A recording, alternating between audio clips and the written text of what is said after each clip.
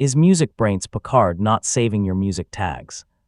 If your changes aren't being written to your audio files, the problem could be caused by file permissions, unsupported file formats, or incorrect Picard settings.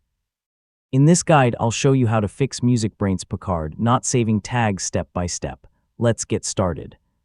First, make sure your music files aren't marked as read-only and that you have permission to modify them. Right-click one of the files, open Properties, and verify that the read-only option is disabled. You know, MusicBrainz Picard can't save tags if Windows prevents the files from being edited.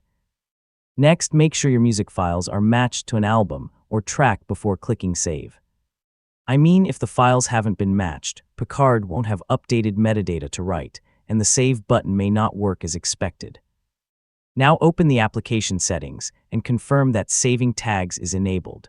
Also remember that variables beginning with an underscore are for internal use only and aren't written to your files. If you're using scripts, make sure you're changing tags in a tagging script rather than a file naming script.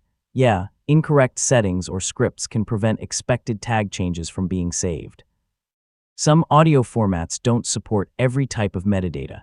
If you're trying to save a tag that's unsupported by the file format, it won't be written successfully. You know, using a widely supported format like MP3 or FLAC provides the best compatibility for metadata. If the problem continues, update MusicBrainz Picard to the latest version or reinstall the application, then try saving the tags again.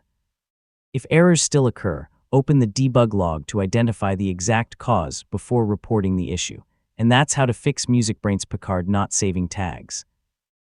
Checking file permissions, matching your files correctly, reviewing your settings, and updating the application will resolve most tag saving problems.